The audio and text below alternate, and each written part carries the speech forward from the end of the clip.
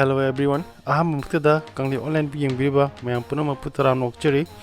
Ngasigi video shidi tungan wa jaga da leiba manadava statue kharagi awang ba leifam na singba sing adugi matang da khomjin duna samjaba video ni. Hojik video sim deng tamina se. Aham bada Statue of David magi awang bana 5.1 meter leifam na Florence, Italy. Mathang da Martin Luther King JR Memorial magi awang bana 9.1 meters leifam na Washington DC, United States. Mathang da Sphinx awang bana 20 meter leifam na Giza, Egypt.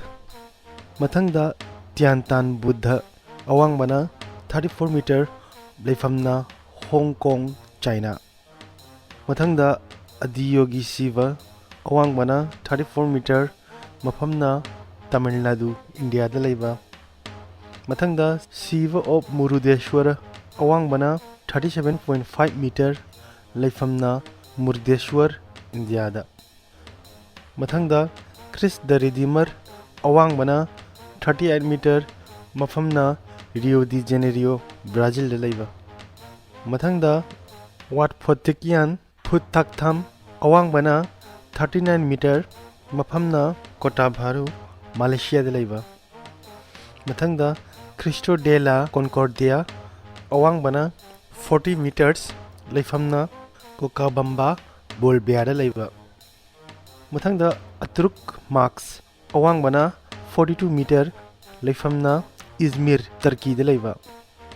Mathang da Tonglan Sant Amitabha Buddha awang bana 42 meter leifam na Nha Trang, Vietnam da leiba.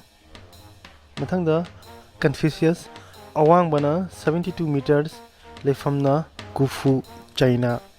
Mathang da Rilun Guanyin awang bana 75 meters leifam na Hong Kong, China da. Mathang da Bronze Statue of Zhejiang awang bana 76 meter leifam na Qingyang, China. Mathang da Guanyin of Mount Jikios awang bana 77 meter leifam na Foshan, China.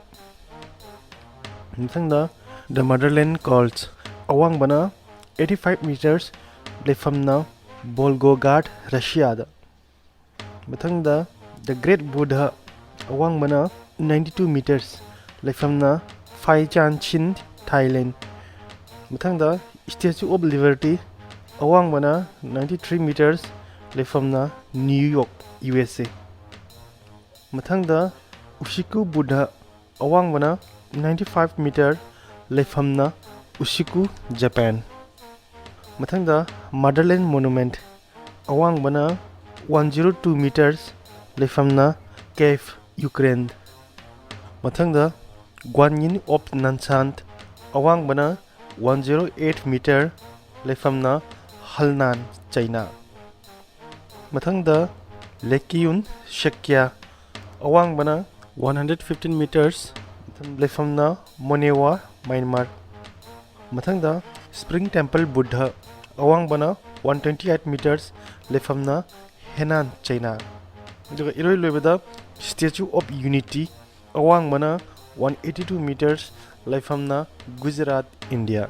Pitribigi khwaidi wangba statue se akhoi India da lei have se hana khangbibra khangdragana khanglo matung kari fawige comment section da comment tawdun haibiyo.